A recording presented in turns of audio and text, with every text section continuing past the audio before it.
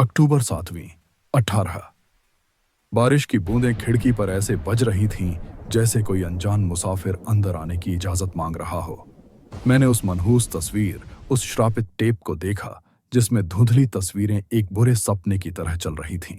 एक अकेला पेड़, टूटा हुआ आईना और एक गहरा अंधेरा कुआं। मेरे अंदर की जिज्ञासा ने मुझे उस दुनिया में खींच लिया जहां रोशनी भी डर कर दम तोड़ देती है। जिज्ञासा वो जहर है जिसे हम खुद अपने होठों से लगाते हैं। जैसे ही पर्दे पर वो सफेद शोर समाप्त हुआ, फोन की घंटी बजी। एक ऐसी आवाज जो सुनसान रात में मौत की दस्तक जैसी थी।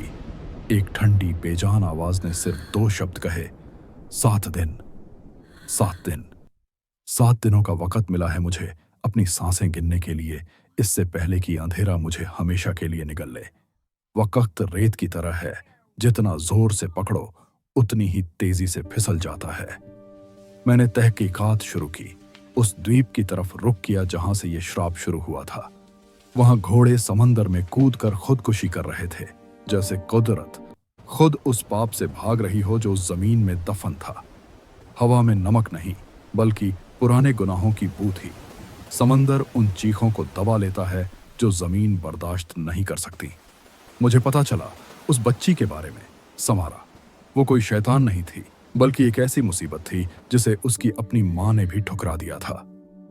उसकी माँ अना ने उसे उस सूने कुएं में धक्का दे दिया, ये सोचते हुए कि पानी उसकी आवाज को हमेशा के लिए शांत कर देगा।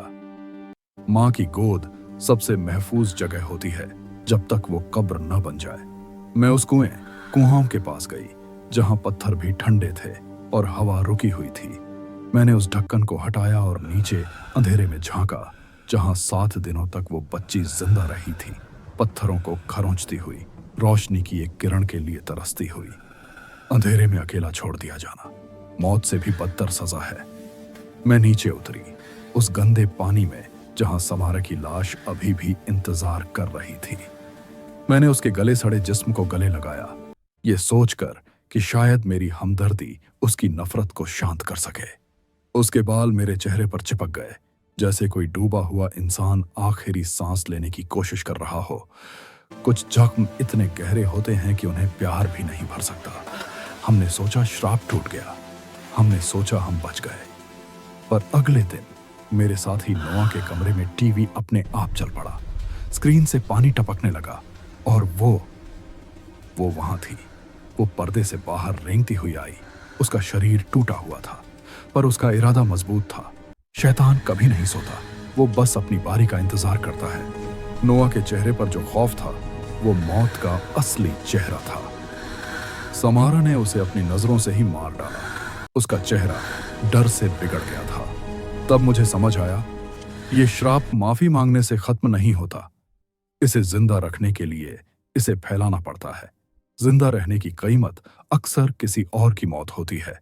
अब मैं वही कर रही हूं जो जरूरी है। मैं उस टेप की नकल बना रही हूं। मैं ये श्राप किसी और को दे रही हूं ताकि मैं जी सकूं। ये मेरी मजबूरी है, या शायद अब मैं भी उस डर का हिस्सा बन गई हूं। इंसानियत वहां खत्म होती है जहां जिंदा रहने की भूख शुरू होती है। क्या आप चाहेंगे कि मैं समारा की डायरी का वो पन्ना लिखूं जब वो कुएं के अंदर थी?